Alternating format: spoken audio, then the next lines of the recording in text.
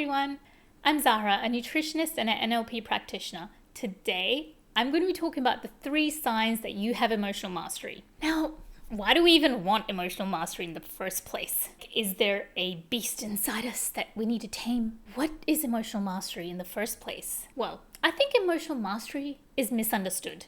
And I'm here to clear the air. Emotional mastery is about awareness. It is not about control, and it's about alignment. Why do we want emotional mastery? Well, things in life just flow much easier when you have emotional mastery. You know, when everything in your life just flows and you don't have to try hard to make things happen. Naturally, you start drawing and attracting the right people in the right situations. Emotional mastery will get you to that state.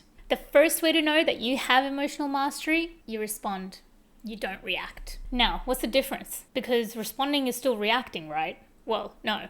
Responding is about the pause that comes after you feel the sensations associated with the emotion that's coming up. Let me give you an example. When you're in a state of fear, you might feel like the heart is beating faster.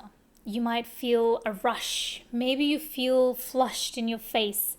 Maybe you feel like a tingling or warmth in your hands and your feet. Maybe you have a sensation that you need to yell.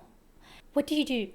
Reacting would be just going ahead and doing those things. If you needed to run, if you needed to fight, if you needed to yell. Responding is about pausing after you get those sensations and not allowing them to overtake you into an explosion. Maybe you decide that you're going to go for a run. Maybe you decide you're going to go to your favorite coffee shop.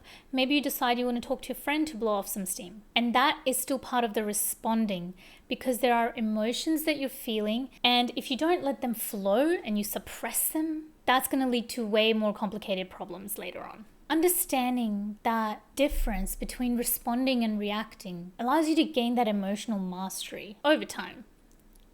Number 2, second way to know that you have emotional mastery, you can sit with your discomfort. Emotions can feel very uncomfortable at times. Let's take the example of anger. Anger can make you feel quite restless. It has a lot of energy and it needs to go somewhere. And if you can't sit with that discomfort of the upwelling of energy and wanting to just release it all straight away, you won't have emotional mastery. The third way that you know you have emotional mastery is that you trust your inner compass.